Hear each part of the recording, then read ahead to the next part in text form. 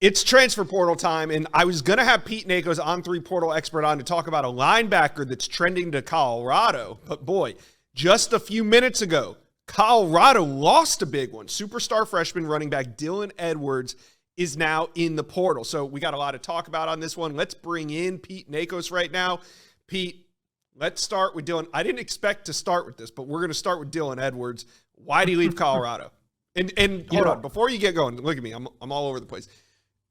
Don't give me the he doesn't want to compete, because anywhere in big-time college football he goes, he's going to have to split some amount of carries with another running back. So I'm just not buying the notion that he's leaving Colorado for more carries. I was told that from a few people close to Dylan, actually, Josh, that there's a belief that Colorado doesn't run the ball enough, and that with them bringing in some transfer running backs, that truly he believes he wouldn't get enough carries. But I know you don't want to hear that. I think there's also a part of it too, right? He's the third 2023 recruit to hit the portal this offseason. And I think that's really notable. But bouncing off of that too, just talking to some sources in the last 45 minutes now, since we broke the news with Steve Wiltfong that he went in, that he's going to go in, excuse me. I mean, I've heard a lot of chatter about Kansas State, Louisville. And then also Steve Wiltfong has also heard some rumblings about Nebraska.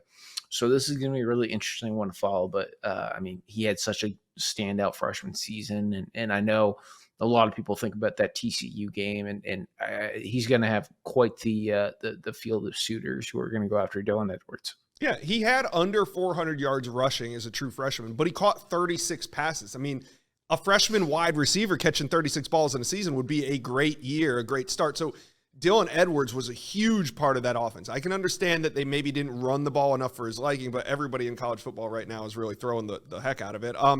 Do you think, we know Tennessee was also in the market for a running back. Do you think Tennessee could become a factor for Dylan Edwards? You know, speculating here, I haven't been able to track down any sources yet at Tennessee, but I would have to think that the Vols are going to get involved. They need a running back. He's got a ton of upside. And the one thing, I mean, you mentioned the 36 catches. I mean, having some conversations today, some people view him more as like a slot receiver more than a running back, kind of a guy who can do a little bit of everything for your offense.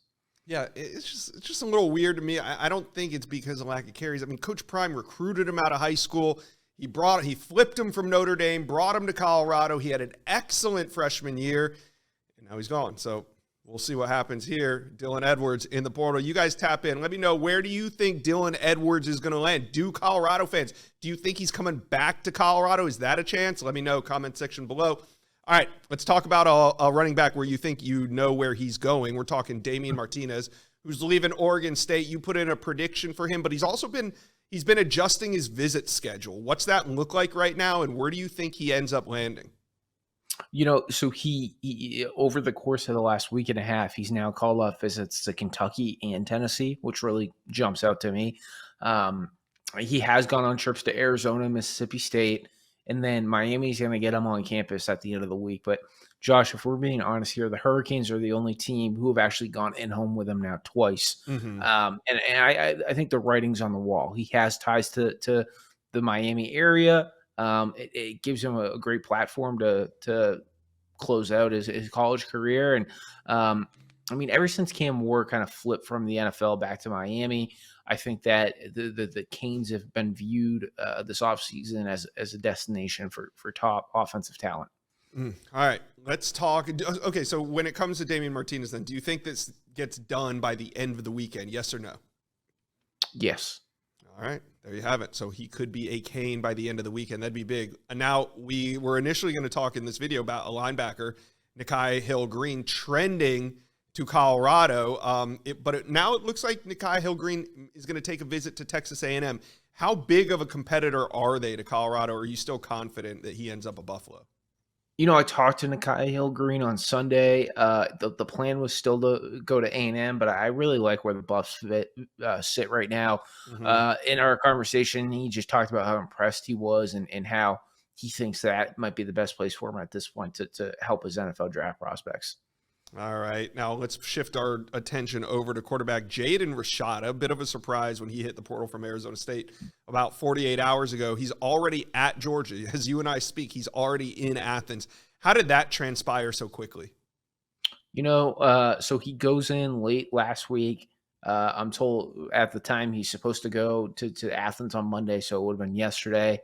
Then hearing some different things from sources, and then at the last minute, I think he decides to go this week with his father, Harlan, to Athens, and they're there now. And from my understanding, Kirby Smart and his staff have a jam-packed 48 hours for Jadan Rashada, and I think there's a few factors here to watch. I don't know if it's going to be instant, like an instant commitment.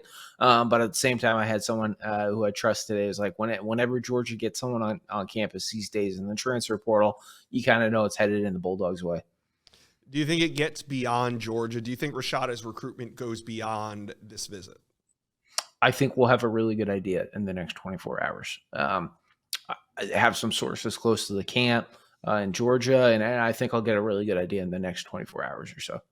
All right. The last person I want to talk to you about, the last prospect, is edge Nigel LeKelly. He's leaving Miami. He's a big-time prospect 2 cycles ago out of South Florida. It looks like UCF and Missouri. Kind of surprising, no UF or FSU involved in Nigel LeKelly.